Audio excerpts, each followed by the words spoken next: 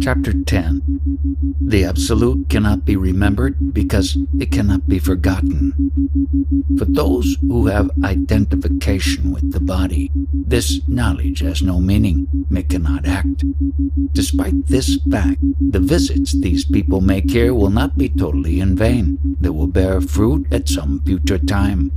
The effects of the visits will be like the aftermath of the rains. Grass or plants will be seen coming out automatically, sprouting. Interpreter. Many people come here to have Maharaj's last darshan, to see him at least once during their lifetime. They don't visit him for knowledge per se. He also said, so long as I am visible, you can come and have a look. It is what we cannot see that is more important. When somebody puts a question, he does not know to whom I am talking. He thinks that I am talking to myself. When a question is there, the reply is spontaneously available. The origin of the I consciousness being known, the reply comes spontaneously. I am experiencing the world, but for that have I made any efforts? My true state, that is the absolute state, cannot be remembered, because it cannot be forgotten. Without remembering that and without putting in any efforts, the experience of the world happens.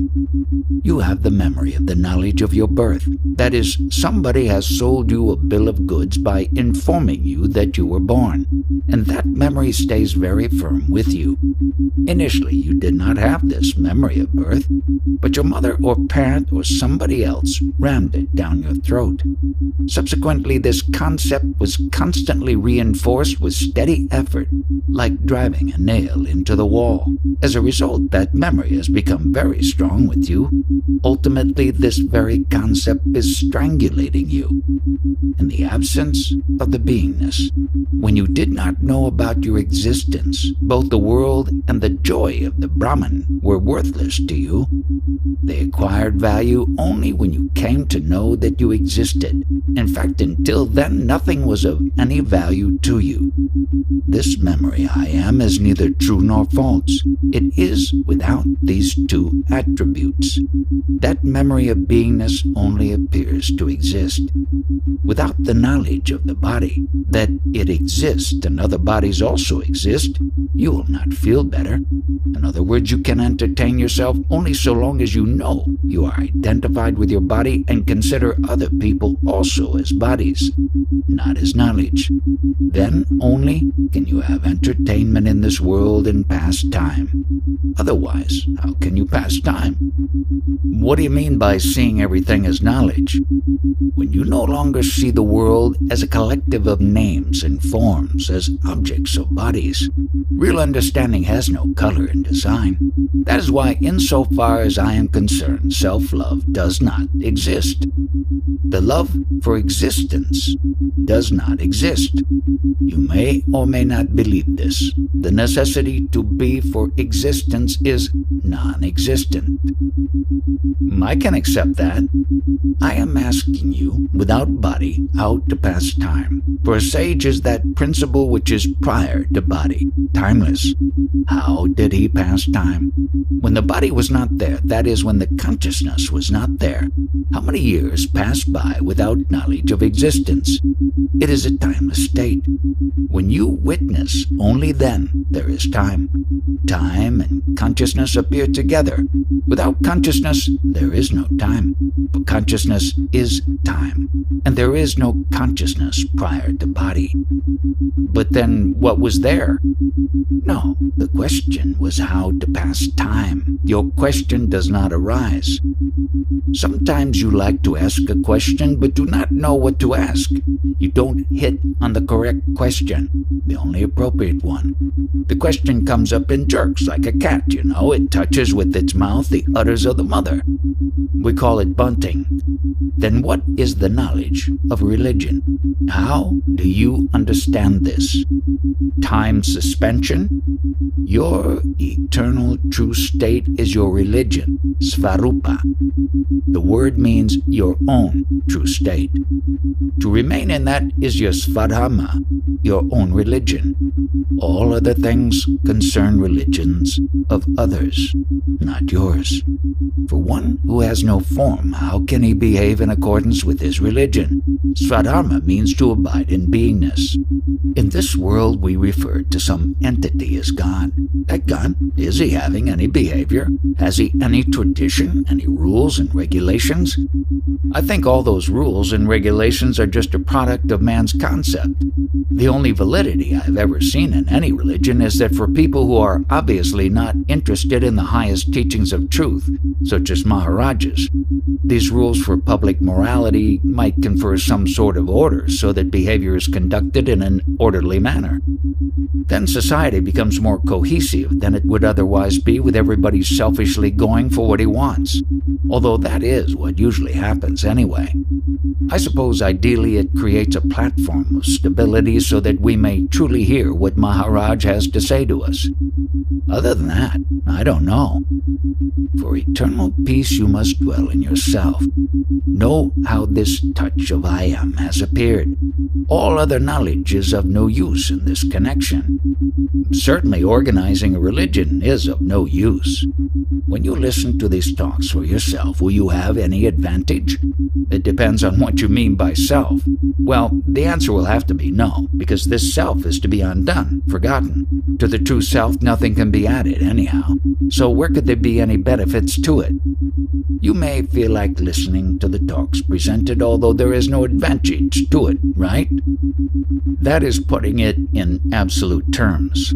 I am listening because I have a lot to learn. We all want the state Maharaj enjoys, so in that sense his talks are of great benefit. I am trying to tell you, give up all this trash, whatever you are studying in the name of religion, in the name of spirituality. Understand only one thing. That godly principle is there. That I amness, or consciousness. That is the godliest of principles. It is there only so long as the vital breath or life force is there. This vital breath has 5 aspects and is called Pancha Prana. It is the motive force for all activities. When the 5-aspected vital force is there, then only this quality of beingness is there, which is called guna. This beingness at present is your nature. You are that only. So worship that principle. That quality, the touch of I amness or consciousness, is something like the sweetness of the sugar cane. The sugar cane is there. The inside fibrous material is there. The juice is there, and the sweetness is the ultimate. Similarly, in this case, the final thing is that quality or the touch of beingness. That is the Ishvara principle. You are that. Abide in it and worship that only. Then only will you reach and abide in the eternal peace, and not by discussing any other precepts regarding spirituality. A person got a baby. The baby was delivered to the mother. Unfortunately, the vital breath had left the body. The child was dead and the body was disposed of. The question now is, what exactly did leave the body? The vital breath. But suppose the vital breath were there, then that touch of I amness would have been present in the child, and that consciousness would have been there. The parents would have fondled that body, a live baby. But since the vital breath was gone, that life is gone. The beingness is no more there, and therefore it is just a dead body. Where there is vital breath, the knowledge I am is present. There being no vital breath, the knowledge of I amness is absent. Take full advantage of the naturally available capital with you. That is your life force and the knowledge I am. They always go hand in hand. Right now, exploit it to the utmost. All worldly activities are going on only because of the knowledge I am, together with that motive force, which is the life force, the vital breath. And that is not something apart from you. You are that only. Investigate and study this exclusively. Pranaswar means the God of the vital breath. Now this breath or life force and the knowledge, that quality of beingness, both together are myself. Fortunately, you have both these aspects together with you. You are that only. Therefore abide in that, worship that only. What concept is bunting at you now? Addressing a new visitor who announces he has practiced Patanjali Yoga for 20 years. In your study of yoga over the past 20 years, what identity have you found? What image have you formed about yourself? What is your true nature? Have you come upon that? What do you earn your living by? Interior decorator, furniture design. With all your study of yoga, Patanjali, and sutra of 20 years, have you achieved whatever you set out to achieve? I am enjoying permanent happiness 24 hours non-stop since 20 long years. For what purpose have you come here? Just to hear, for telling you of my experience. Those names that you mentioned, I have heard them. I have not made a study of them, and they are only names to me. You may have come having heard that there is this Yanni here, but I am telling you I have no knowledge of any ancient texts or anything. The only thing I know is this consciousness, this beingness, the knowledge that I am here. And I know how and why or in what circumstances it has come, and the value of that consciousness, that is all. I started from the fact that I had no knowledge of birth and how I got this body and the consciousness. I was surprised that this body and the consciousness should have come suddenly without my knowledge, without my permission. So whatever my thought and my knowledge, it started from there. Inquiry started from that point. But Patanjali and Pranayama and Kundalini, all these are only names to me. I have never practiced anything of that sort. I also feel it is not necessary. The Patanjali system, I also tried studying it from 1973 to 1976, without the help of any books or anything. I was trying to achieve mental concentration since I felt most miserable, physically and mentally. I was so disturbed that I wanted peace more than anything else. So that was my training, to achieve mental concentration. I went through a lot of trouble, went into seclusion in one room where I sat for about 1.5 months. How am I concerned with your whole history? It is nobody's business.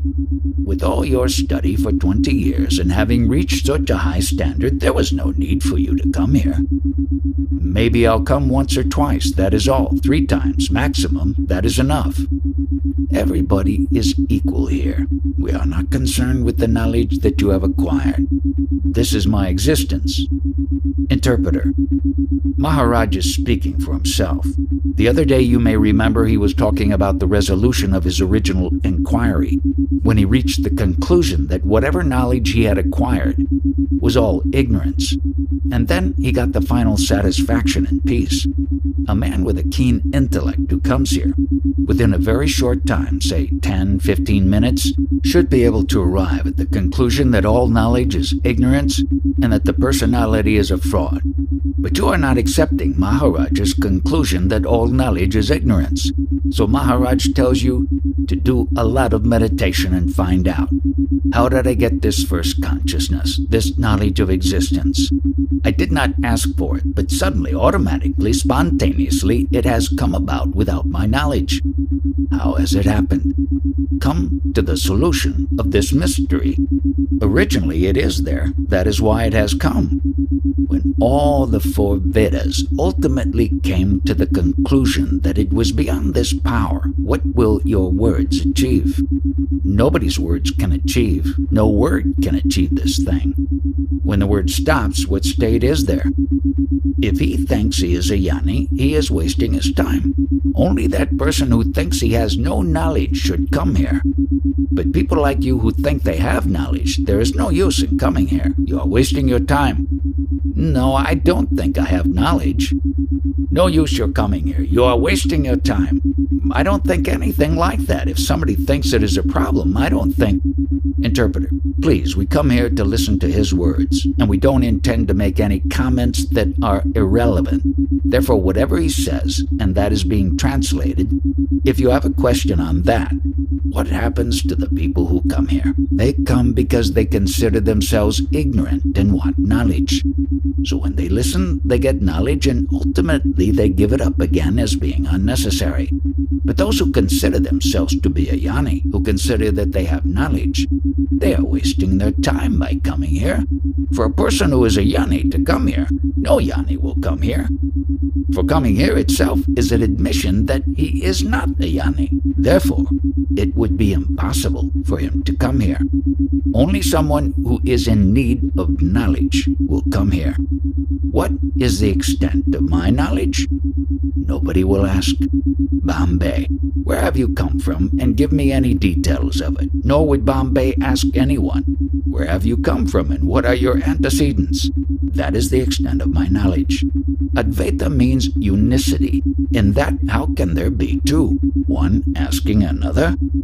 Interpreter, Maharaj says his center of seeing is no longer from the phenomenal. It lies in the noumenon. But persons come here, and to that extent we are phenomena.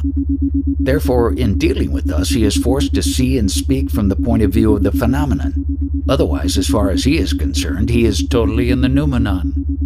And so whatever happens in the phenomenal realm cannot and does not affect him.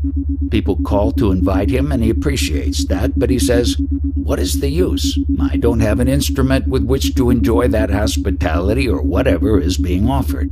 The instrument no longer functions. Anything considered eminently acceptable cannot be accepted because it has no effect on me, since there is nothing with which I can enjoy it. But that is a position which I am unable to express, or is not to be expressed to others. All worldly wisdom and activities are directed toward acquiring worldly happiness. Whatever one sees, one gets interested in. There's a couplet which says that to anyone who is interested in worldly activities and pleasures, how can unworldly wisdom even come near him? A person may read religious books and get interested in them, but for what purpose? Reading them gives him a sense of satisfaction, a feeling that he has done something worthwhile. He has done his duty as far as spiritual matters are concerned. That is all right, so far as it goes. But what have you done to see your true nature? The 5 kinds of sensory perception, anything perceived by the senses, all that is only concerned with worldly pleasures. Sensory perception can give only pleasures of these 5 senses. There is no 6th kind of pleasure which sensory perception can give you. One who has not realized the nature of the 5 elements and the 5 senses of perception will get himself involved and remain involved, but the one who has seen their nature and the way they work will remain aloof and apart from them. I repeat, what is this state before this knowledge I am came upon me? When the knowledge I am came, the one who is satisfied with that will reach the state where he considers himself God and Brahman. But he does not go beyond it or prior to it. In the ultimate state lies the prior state, that is, the state before this knowledge I am ever dawned on me. The highest state, the best state, the original state. Consider the concept that the 5 elements and the 3 gunas are the lotus with these leaves, the little petals. When you remove its petals, then what remains? The Marathi word for lotus is kamala, and the last 2 syllables, mala, means impurity. So you remove the impurity, and then what remains? Unless there is impurity, how can you see the purity? In pure purity, you will not see either purity or anything. Only through the impurity can you perceive purity. Then you see both impurity and purity. seeing against the backdrop of purity. So here again is a further description of the one who has reached the delivered state. When everything has been given up and nothing creates attachment any longer, neither knowledge nor worldly pleasures, then one is in the state of deliverance. So that is as being the emperor of that original state. There is no attachment for that which is born, not even for that consciousness which is there. When all impurity of any kind, everything has disappeared, then the original state is reached. Consciousness cannot exist without the body, which is the result of procreation. So ultimately, is this consciousness itself not based upon impurity? Earlier, I had asked if anyone comes here who considers himself to be a yani. We will ask him, "What is your age?" He is bound to say so many years. Now that calculation, is it not based on the start of that impurity? Or rather from the day of the manifestation of that impurity? He who still carries the concept of his physical age cannot be a yani. Here is another example of non-attachment. A close relative and associate of mine died recently.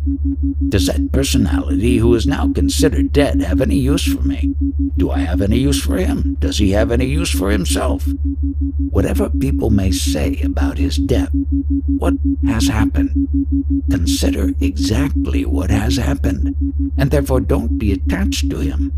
This is an example of pure knowledge. That is, will the person who has gone, or whatever has gone, have any memory of myself?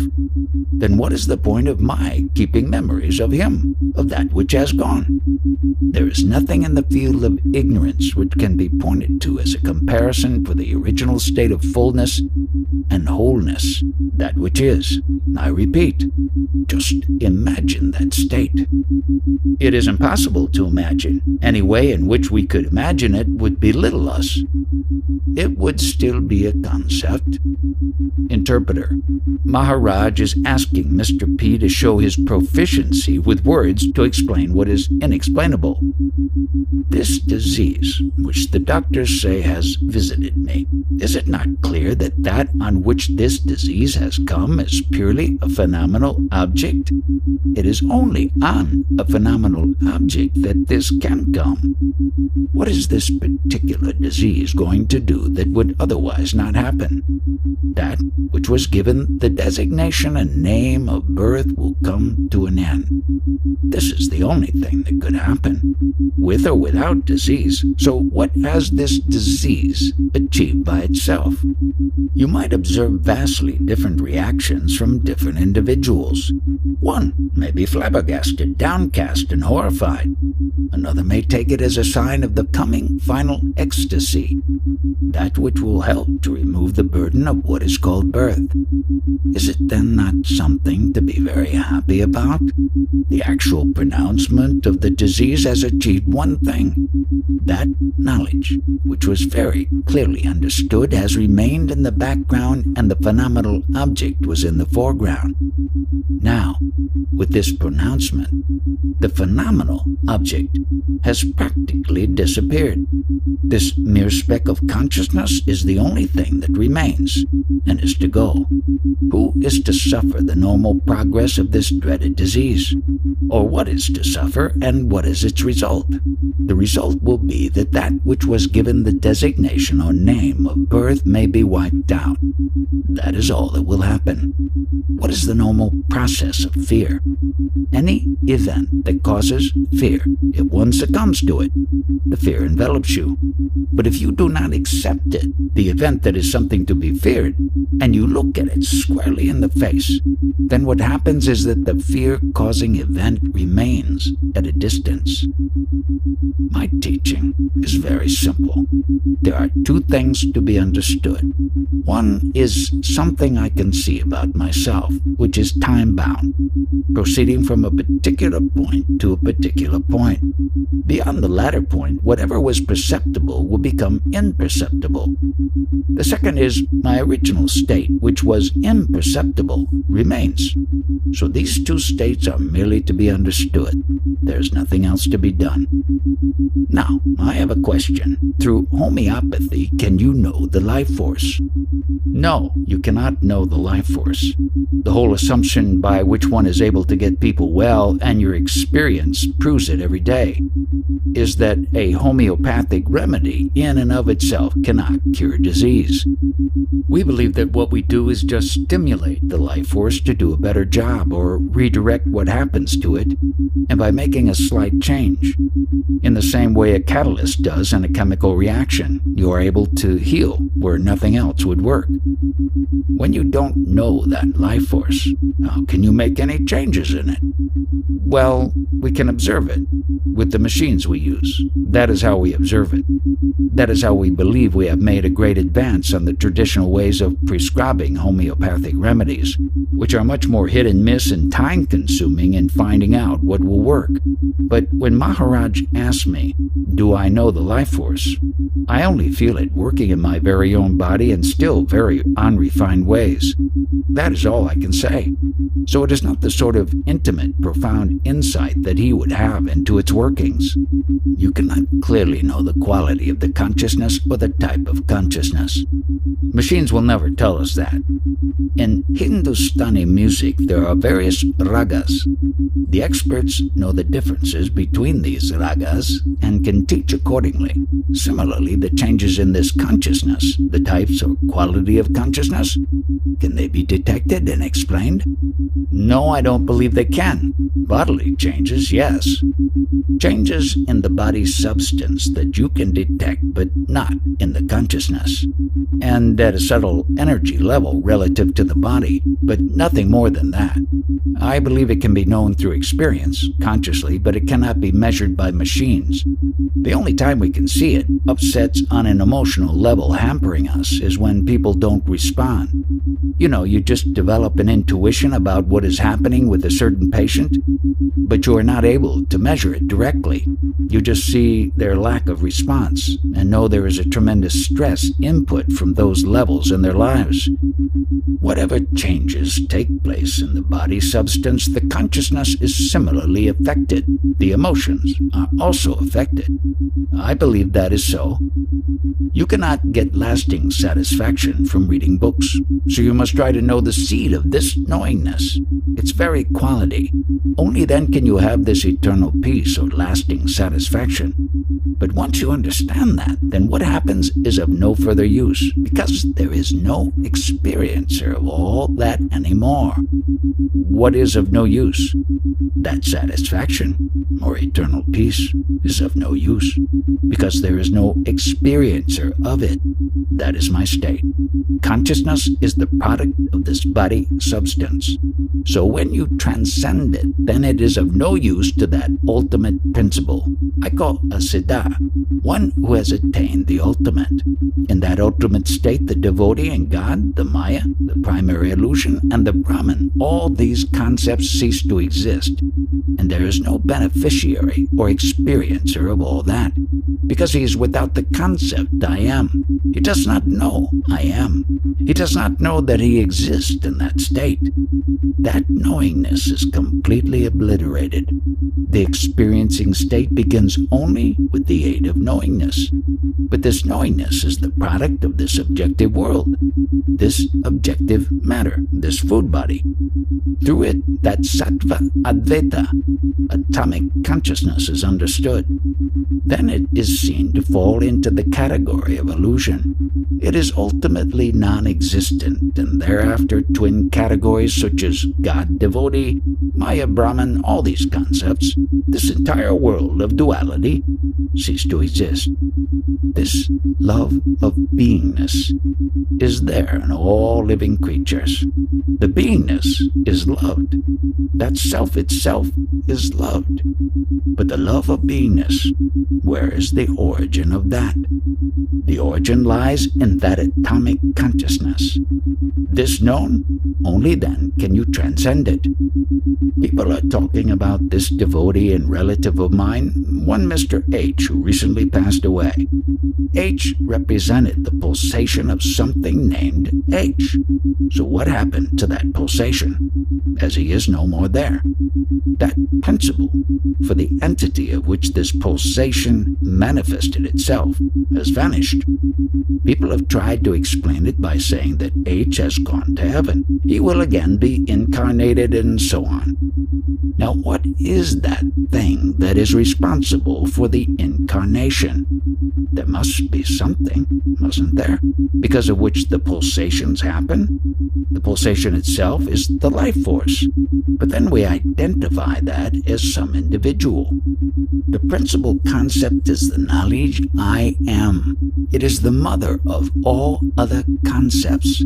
When this concept is there, then so many other concepts also appear. Now, whatever religions there are, they are only full of concepts. Somebody likes a particular concept and passes it on to his disciples, and he gets a following. But with that, they cannot get eternal peace or satisfaction. In order to get that satisfaction, you must find the source of this primary concept, I am. And once you know that, you can transcend it. Then you do not have anything to tell the world, because the world wants only fragmentary modifications. They want activities. So this knowledge will remain only with yourself, and there will not be any customers for it. Pulsation means movement. Movement means air, the vital breath. Outside the body, it is called air. Within the body, it is called vital force. One who knows that state prior to the pulsation, he is the sage. When people come to me, I only tell them that you can meditate on Brahma, Krishna, and all this, but instead of doing that, you should give attention to the knowledge I am and meditate on that by itself. Knowledge is to be got hold of by knowledge only. This will produce the seed which, through this process of meditation, slowly grows into a big tree, and that itself will give you all the knowledge. It will not be necessary for you to ask anyone what is what. These two entities are available to you, the vital force and the knowledge I am, the consciousness. They appear without any effort. They are there. Now, in order to be one with Ishvara, to understand the non-duality, you must worship the vital force. Then that knowledge which is in seed form slowly grows, and the seeker becomes full of knowledge. In the process, he transcends that, and the ultimate state is achieved. What do you mean by full of knowledge? It is the conviction about your true self, intense and direct abidance in the self. Chapter 11. Understand your own incarnation. At the moment you know that you exist, you are in the seed of the beingness, although ultimately even this very beingness is to be transcended. Everything is enfolded in that seed, just like a whole oak tree is contained in an acorn. Similarly, everything is contained in that consciousness. The whole world is there, and that body is also present. I am itself is the world. It contains the entire world.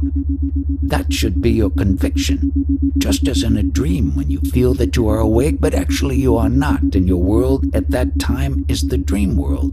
Similarly, this knowingness in the waking state contains this so-called real world. That conviction must come. The truth is that there is no difference between dream consciousness and waking consciousness, although they appear to be greatly different. All consciousness is one. Your consciousness itself gives rise to this world, which is a unified field, a unicity. But it may be objected there is such an infinite variety of shapes and colors in the world. How can reality then be said to be not two, Advaita? It is because all these differences exist only in your consciousness. consciousness as appearances. The source is the same consciousness, but the manifestation exhibits so much variety. The conviction that this world never existed can happen only to the Parabrahman. If this is indeed your conviction, then you are the Parabrahman. This thing aside, you should discover how this news I am, the knowledge of your existence, appeared and at what moment. Go to the source of it and find out. By looking up to others, to so-called experts, and following them or arguing with them, you will not get anywhere. Thus, only you yourself can find out the truth about yourself. You will come with me wherever I go. In saying that, I am referring to the vital force, prana. Make friends with prana, and prana will help you to know God. The mind is only a witness. Your real friend is the prana, because it does everything. Waking, sleeping, digesting food, all these activities are done by the vital force. Atman is only a witness. So give importance to this vital force and worship it, and you will be able to know God. In order to do any meditation, you should make friendship with the vital force. It is readily available without any effort. Because of the prana, there is mind. And because of the mind, there are the Vedas. So ultimately, the source of this whole scripture is the vital force. That is why I give full homage to the vital force. Without it, what would be your value? Your body would collapse. Only when the vital force is present do you know the world. The world has value, and God has value. You can know about God and world only when the vital force is there. Who knows the greatness of this prana? That itself is God, Paraneshwar. As to the connection between mind and vital force, mind is the language of the vital force. When there is no vital force, there is also no mind. The words of prana signify mind. So how could there be mind without vital force? This vital force and the consciousness, that is the knowledge I am, or the beingness in the mind, appears simultaneously and always exist together. Knowledge about the vital force is not generally available. It has not been recorded anywhere, so this information might be new to you. Now you have listened to me 2 or 3 times. What is its result on you?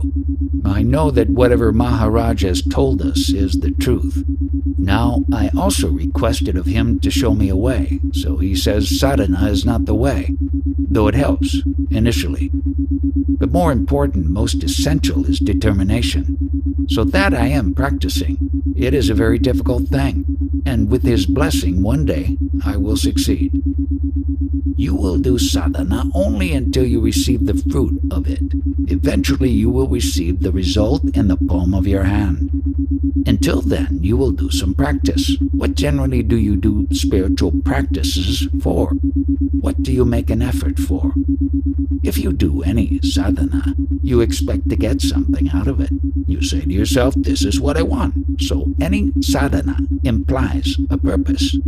Whatever kind of sadhana is done, one does it with a certain aim in mind. Now, who or what is the entity that is practicing? Who is doing the sadhana? It has no form and no shape. So where is it? It is within this form, this body, the indwelling principle. For how long will it continue practicing, and what is its aim?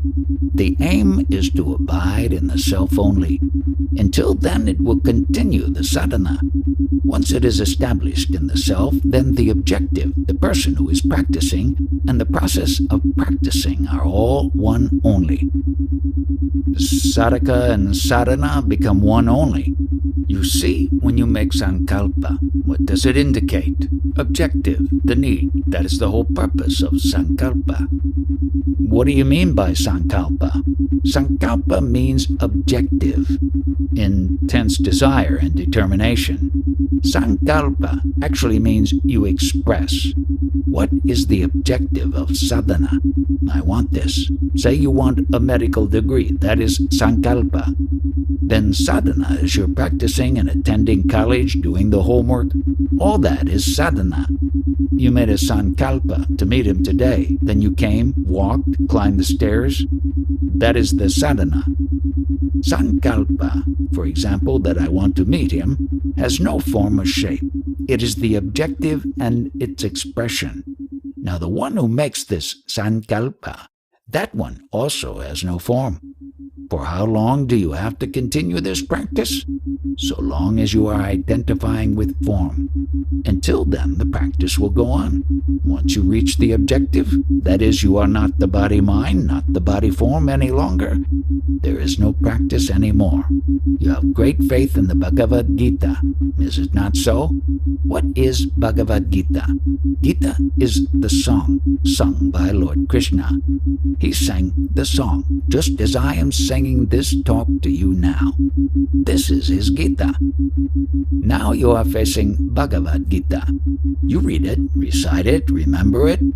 But what is important? You must get to know that Krishna who sang that Gita. You must get his knowledge, what he is. Is it not an incarnation? Lord Krishna, he descended into this world, incarnation. In short, from nothingness the form was taken. That is what is meant by descending into form. That is avatar. Normally, for an ordinary soul, you would say that from nothingness the person has appeared. You would just call it a birth. But in the case of these great personalities, great sages, you call it avatar, incarnation. It is good that you are studying the Gita, but what about the Bhagavan Krishna who sang that Gita? What about him? Are you taking care of him by understanding him? Now you are trying to understand him through bhakti. It means you are creating certain concepts. That is not correct. From nothingness he is or he was. How did this happen? What was it that descended? It is this incarnation that you must understand. The descent into avatar, into a form. Attendance of this beingness. Avatar, what is this? That is to be studied and understood. Prior to incarnation, whatever that personality, he had no knowledge about himself. After descending into this incarnation, he started to deliver himself. Prior to that, there was no knowledge about himself. Before avatar, was he not Brahman, Paramatman? Before descending into this avatar, this knowledge quality was not present. Knowingness was not there. The I am was absent, not available. It is a non-knowing state, but afterwards, the state comprises all conceptual titles and names, and they are a person's shackles. Suppose some convicted person is at large and the government wants to apprehend him. So how would the government arrest him? Through the shackles of his name. If he did not have those shackles on him, would he have been caught? In the core of yourself, there is no imposition of any title or name. But externally, on the surface, you accept it. Therefore, that internal core, which has no name, how can you arrest that? What is the leash each man has? What are the shackles he wears? It is only the name. Any person, any embodied person with that knowledge I am carries on his activities in the world with the shackles of name only. If he had no name, it would not be possible to carry on with the activities. In that inner core, that knowingness or I amness, there are no shackles. Once it is understood that I am is purely I am, formless and not that shackled body form, then no liberation is called for. To be stabilized in that beingness which has no name and form, that itself is liberation. What I am driving at is the following. You are a devotee of Krishna in Bhagavad Gita, but do you have the knowledge of Lord Krishna? You know the historical facts about his birth and so on, all that you know by heart. But you must know what this incarnation is. After this process of incarnation, that is, forming as the body, is over, then only this knowledge I am dawns in him. Then he knows he is, but in that prior process, he does not. All the beings, all the personalities are hauled into court, and I am introducing this Lord Krishna as the chief accused, representing all. So I am talking about him. What is this incarnation? He represents all humanity. If he was the Lord Krishna, what was he before he took avatar? He or it was a state of peace, bereft of 5 elemental play, without the 5 elements.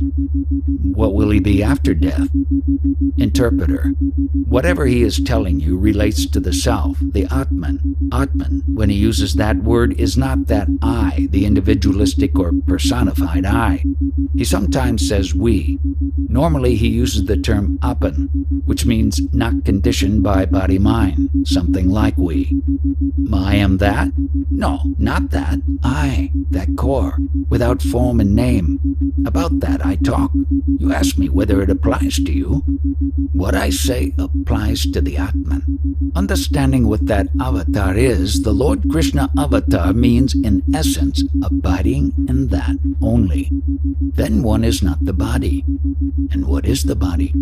It is a mere aid for the sustenance or endurance of that I am principle, to prepare the reception of this avatar, that is, the consciousness. This body principle, which is actually only an aid, an instrument, or container, got ready first. Then once it understood, that is, when there is abidance in the consciousness only, this thing gets purified and also reaches the status of Brahman. Now look at this example. You collected various types of vegetation. You started boiling this mixture, this essence. Finally it got concentrated and solidified, assuming a form, vegetable. Now the taste of that is something like the I amness taste. This is also vegetable matter, the quintessence of all vegetation. Out of that this body is formed, which is the food, and this food sustains that taste of I amness. Who started mixing and who started boiling? Some power? Some Shakti? Who made those flowers? What is that unknown power? That alone is the Lord Krishna principle. So after incarnation, he got the form of Krishna. And that Krishna name, that particular personality, started moving about and working in the world. But in the formation of this incarnation, what form was there? Or what was the agent? What was the aid? That is just what I wanted to know. Right, now you inquire about your own form and the knowledge that consciousness you are. How did it come about? Was the form there prior to birth? Was it available? No, only because of Vasudeva and Devaki, Lord Krishna's parents. Krishna was there. So the instruments for the formation of that avatar were Vasudeva and Devaki. Similarly, you had your parents as the aid or instruments. And so long as both instruments, Vasudeva and Devaki, were not available, Lord Krishna was not available either. Do you understand now that your parents are the instruments of your incarnation? Once you solve this primary riddle, all the riddles of the world are solved for you. Are you fully convinced about this? 5 ingredients with different tastes were mixed together. After mixing, a new product was created that had a taste, all its its own. Similarly, out of the 5 elemental interactions or play, finally its culmination is reached as this body form and that I-amness taste. This is a very important step. This I-amness is the product of this objective world of 5 elemental play, from Vanaspati to Vachaspati. The former means vegetation, organic material. Out of that, this body is there, and from the quintessence of this body comes the knowledge, I am. I call it Vachaspati. To repeat, Vanaspati product is vegetable matter. But what is the quintessence of that? Vachaspati, the language or sound that is the quintessence of that Brihaspati, that most knowledgeable consciousness manifest. There, only a human being reaches the highest state of Brihaspati, not other animals. They have no scope, there is no opportunity for them. One who understands this process of incarnation will have gone through the entire thing. He will have studied all the instruments and everything. In this process, he escapes or transcends that, and he is beyond that. He is free of everything. The I taste represents my father, mother, the quality of the quintessence of my parents, I am. The juices or secretions of the parents get mingled together, the taste of that I am. Don't you understand how the incarnation of Lord Krishna also took place? I doubt whether this is clear to you. It is clear. The process of incarnation of Lord Krishna is exactly like this. So when the quintessence of the parents gets consumed or exhausted, it is said in common parlance, he, the offspring, is dead. And then the I amness taste also vanished. Now can you get to know Lord Krishna? I will try. I dismiss this very idea that one should try or make efforts. It is actually a very mischievous concept. It is enough to understand the core meaning of all this. That is all. Once you abide in the meaning of that, where's the question of sadhana? If evolution is a fact, why were initially souls born in such a disadvantaged position that they had to keep improving birth after birth? You see, this is the counter question I normally put. If your next birth is decided because of your past actions, but then what about your very first birth? I do not believe in reincarnation. However, I do not want to discuss that either, but if someone insists and says the Shastras says so, I will say yes, the Shastras, the scriptures states it like that. I do not want to discuss further on that point because it is adding to your concepts, right here and now. I want you to understand what is what. That knowledge I am is not there after death. So where is any individuality left? So how can there be any question of further births? The fact is that nothing is born. There is no world. The world appears, but it is not there. So you are talking about the next birth. But there is no birth at all. Even now, there is no birth. Understand Krishna. Krishna, or any of the avatars, is merely a happening which has come and gone. You are not affected. So who is it that needs enlightenment? There is no entity that needs enlightenment. There is no such thing as enlightenment. After the body's death, there is Vijnana, the absolute state. In spite of the body, I am in the Vijnana state. Worlds come and go. I am the original being. Inquire only about your own self. When your very birth is disproved non-existent, where's the question of rebirth? Don't worry about the world. Worry about your own self, about your own birth. These concepts, reincarnation, etc., are meant for the ignorant. Once you settle this issue of incarnation of Lord Krishna and yourself, everything is over. For a number of years you have been studying. You have been active in this field of spirituality, but who is doing all this? That you are not taught. Whatever spirituality you may be practicing is full of concepts only. But actually, who is doing all the studies? That you have not understood. The reason that there is no realization in spite of all your trouble is that you are trying to identify with the body. You don't give up that identification. If you do not consider yourself as anything else, then at least consider yourself as the vital force. Identify yourself as the vital force and be like that. Other than the vital force, what is the most important thing in your body? Nothing. The vital force is the most important. I will again give you a very good explanation of what is mind. Whatever impressions you receive through the 5 senses, whatever you see, hear, taste, etc., all these impressions are in that vital force itself. They are ultimately gathered in the vital force, in the form of words. Language is the mind. Whatever you have never heard, you will never speak. Whatever happens through the 5 sense organs, whatever is known, is photographed and accumulated in the vital force. And the language of the vital force is the mind. Through the vital breath you perceive the world. And when you perceive the world, you perceive the 5 dimensions, or rather the 5 aspects of whatever you observe through your 5 senses, and then it is recorded. That vital breath is therefore the most important motive force available to you.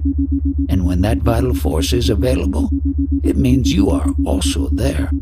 That I amness, consciousness or beingness, and the vital force both always exist together, like sugar and sweetness. What is this vital force and that beingness? They form the quintessence of the 5 elemental play.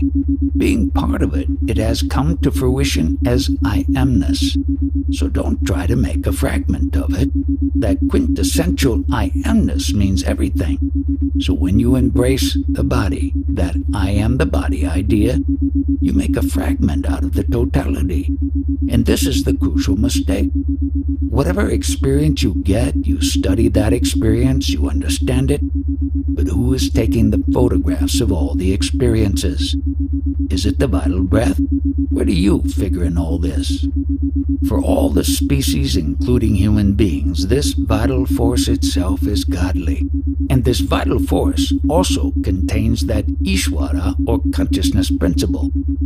Now you should find out, how are you going to focus your attention on that vital breath and meditate on the self? That is for you to discover.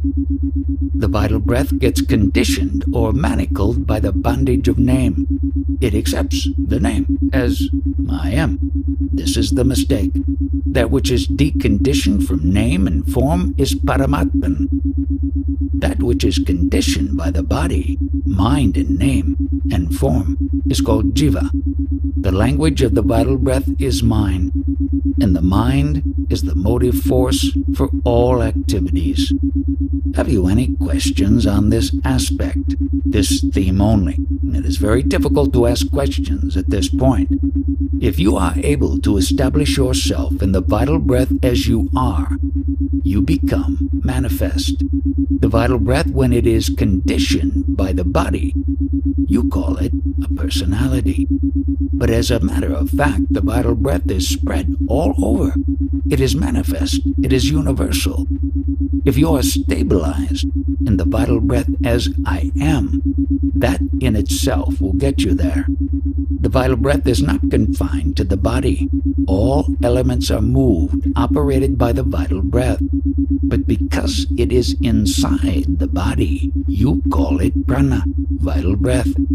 This vital breath itself is a vital energy. And that qualitative principle is the knowingness that is in the vital force. It appears your studies of this subject are essentially based on whatever information you collect from others. That is a pity. The vital breath knows no death, and the indwelling principle, that qualitative principle I amness, it also cannot have death. if I die without realizing I am this principle, what will happen? You will die. In this connection, please don't use that word I, that exclusive personified I. You should talk without it. The moment you say I, you are personified. You become individual. This body? What do you mean by body? Body is the food for that touch of I amness consciousness. Now take this chemical, whatever is fixed to that stick, holding a match. That is the food for that spark. So long as this chemical ingredient is available, that food is available. And until then, the spark will last. It seems you never feel happy unless you get identified with the body. Get instead identified with the vital force, the vital breath, and then talk. Have you ever seen the vital breath lying dead as a corpse? What is the vital primary capital available to you now? It is the vital force only, and with that you perceive through the senses. By worshipping that vital force, if the body drops when, in common parlance, it is known as dead. Actually, do I die? Your pranasvar, that divine vital breath, is it at any time apart from your body? Wherever you go, you are always accompanied. Who is your constant escort? It is that pranasvar, that vital force. If there is no association with this vital force, can there be that I amness? In life, if I do not realize myself when the body drops, what will happen to that vital breath? You are accusing the vital breath. The body will drop, but what will happen to you, the vital breath? Whether I realize or I do not realize myself, there is a difference. What does it matter? That is my responsibility from my standpoint. For millions of years, eternally, I never knew I was. How did it matter? In the absolute state, that I amness was not available. What did happen? It did not matter at all. Because of the confluence of the vital breath and that touch of I amness, there are all these incidences of pleasure and pain. The cause of all that is this confluence, vital breath and I amness. Does the vital breath, prana itself, suffer pain or pleasure? No, but here that I amness is lacking. You talk on this thing, you only presume that you are a yani. What knowledge have you? Everybody takes pride and thinks, I am knowledgeable. You might attain any distinction, any elevated level in this world, but this fear of death is not going to leave you. This charge that I am going to die, is it imposed on that I amness, or this vital force? The pity is, until we reach that death, we always embrace the body as our identity, and therefore we have that fear of death. When the vital force operates through the body, that touch of I amness is felt. Now I am not going to talk anymore unless you raise some questions. Let me digest first what I have heard. There is a simple fact. Where is the question of digesting my talk? You are the vital force, and the vital force is universal, that is all. When you thoroughly and truly understand anything without aberrations, where's the question of working toward further conviction? What is coming between me and my enlightenment? When I have understood, I have faith in it. Even between implies the idea that you are the body. That is the obstacle. So I must practice to forget it, or visualize it at once. Actually, it is not necessary for you to try to forget it. Once you say that you are the vital breath, where is the question of your trying to forget that you are the body? Let me make it very clear to you. This body is the food. It contains blood and bones. On that, this vital breath is sustained, or the vital breath consumes this food. And with the vital breath, this touch of I amness, the beingness, comes about. Yes, in the